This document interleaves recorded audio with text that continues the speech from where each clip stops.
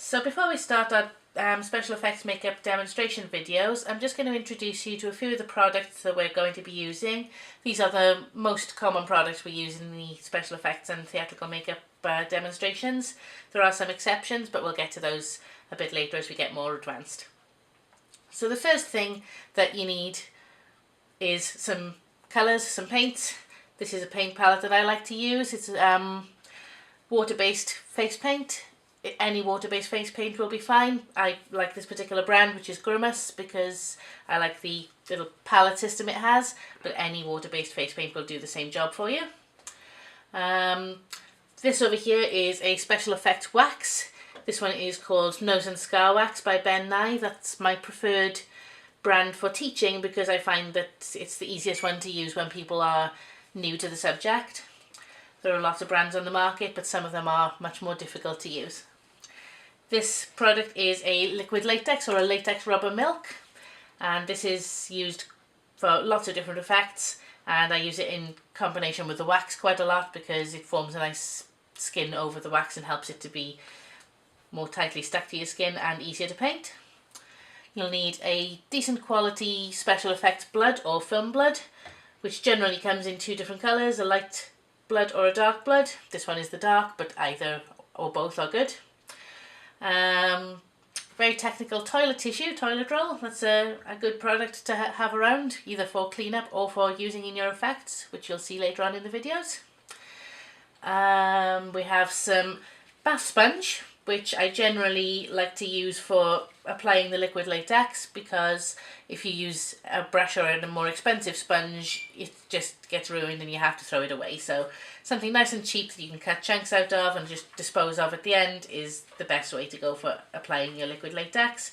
You can also use the same type of sponge for applying paints for different effects later on as well, but we don't need to know that just now.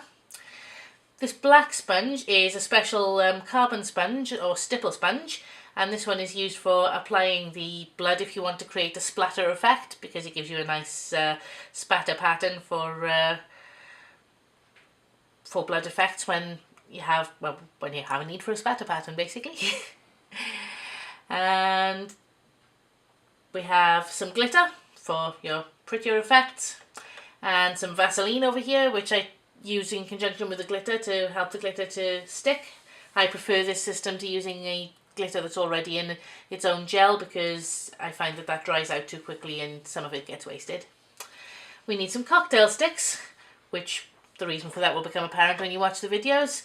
And I have three different types of brushes I generally tend to use. I use a small, a medium and a large brush, which is generally used for blending.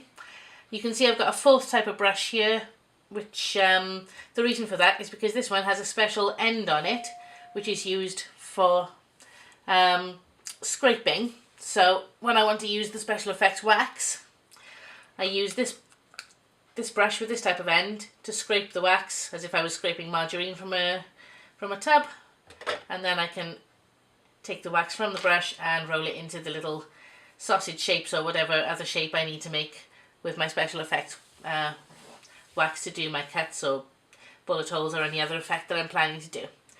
You can also use a wooden spatula or something along those lines if you find that you can't find a brush like this, but they are fairly easy to find from art shops in my general experience. I think that's all the equipment I need to tell you about for now, so let's get on with the videos and we'll get to the more advanced stuff later. Okay, so this is going to be my first video for the pretty version of special effects makeup, and this is going to be a basic flower just to get people used to painting and drawing, because you quite often get people come to classes and things where they say they can't paint or they can't draw, and I don't believe that anyone can't, they just don't know where to start. So this is a step-by-step demo of something that I haven't found anyone yet who couldn't follow it, so fingers crossed. So I'm just going to start off. I like to do my demo in pink. Any colour will do that. I'm going to start off by just painting a simple plus sign with a fairly thin brush. And I'm going to paint a time sign through the centre of it. So you end up with your sort of asterisk or snowflake or whatever you want to call that shape. Now every one of these little lines that I've done is going to be a petal on my flower. So I'm going to go along each line now, making it thicker in the middle and pointier at the end so it looks more like a flower petal, like so. You can make curved petals rather than pointy petals if you want. I just prefer the pointy shape. So I'm going to go all the way around doing that. It's worth taking your time to do this. So don't rush it.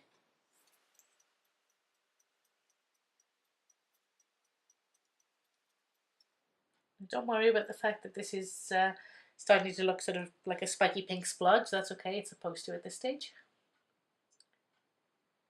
Just keep going with it. When you've gone all the way around, it should look something like that. Like I said, kind of spiky pink splodge. Vaguely flower shape, but not particularly precise. So now I'm going to show you how to do some detail work on that, which is going to make it really stand out. And it's going to make it look a lot more interesting. Now when you're doing special effects and theatrical makeup, usually you're working for theatre, so you've got to remember that whatever you do, thank you bird, whatever you do has to be able to be seen from quite far away. So this way of detailing helps to be able to see your details from a distance.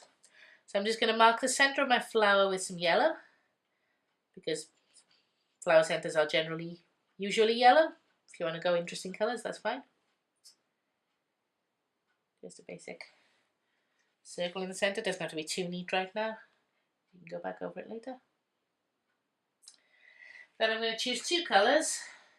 One which is darker than my petal colour and one which is lighter, just to do like a highlight and shading effect to bring out the outline. I'm not a fan of big black outlines around things, especially for stage work, because it just doesn't really show up the way that you want it to. So the two-tone outline tends to make things look more three-dimensional and I think just a little bit more professional. So the colours I'm going to use are blue for my dark colour and white for my light one. And I'm going to start with the blue, and I'm going to start from my yellow dot and go up one side of the petal with the blue. It's important not to use too much water with these paints, because if they get too watery they'll run and they'll smudge your other colours. So use your brush damp but not too wet, and keep going up one side of each petal, sticking to the same side of each petal preferably.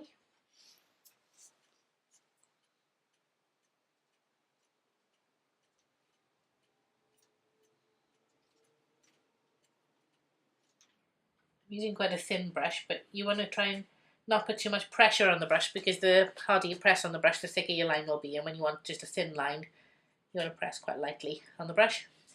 So I've done that all the way around, and you can see I've got kind of a Catherine wheel kind of an effect going on with the blue. So what I'm going to do now is I'm going to do the white.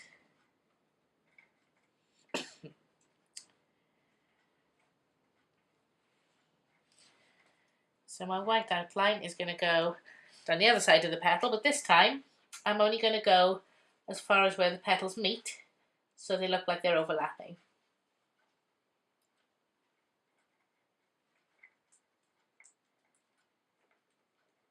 Again, press lightly on the brush so you don't get too thick an outline.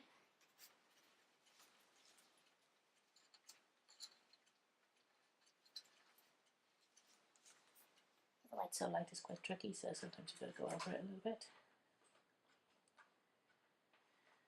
But you should get something like that, so you've got a little bit of highlight, a little bit of shadow. You can take a bit more time and get it neater than that if you want. But for demo purposes, I'm just going to leave it there. And go back over my yellow just to make that a little bit more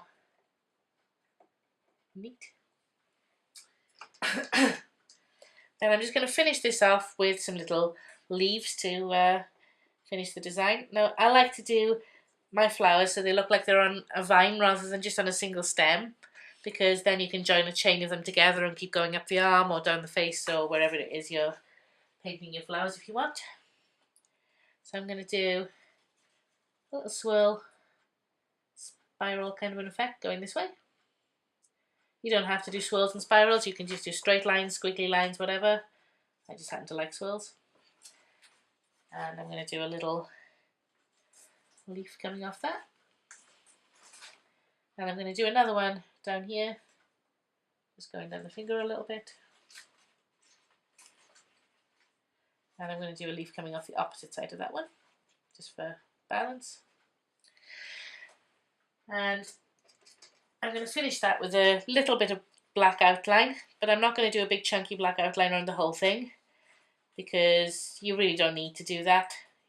And when you're doing something for stage work, you don't always have the time to do that. So I'm just going to put a little bit of black in where the swirls are, in the middle of the leaf and down one side, and that's all you really need to do to be able to pick out that detail from a distance. And I'm going to finish that one there. I'm just going to add a little bit of glitter to finish the flower off, because everything's better with glitter, right? My opinion anyway. So to do that, I'm just going to get a little bit of Vaseline on a brush, and I'm going to put that where I want my glitter to stick, because I'm using a loose glitter, and this just helps the glitter to stay where you want it rather than just going all over the place and then falling off. Put a little bit in there, I think. Anywhere you feel like putting a highlight is fine. Put some in the centre of each petal. Only put a thin coat, because the thicker it is, the more likely it is to smudge your paint, and you don't really want to do that after all the work you've put in. So we're going to do that. Then we're going to pour a bit of glitter into a bowl. Ooh. The model is impressed. I'm going to use the same brush and just pick a bit of glitter up on the same brush that I just put the Vaseline on with. And I'm going to brush that over where the Vaseline is, and that should stick just to those areas and give it a nice little bit of shimmer.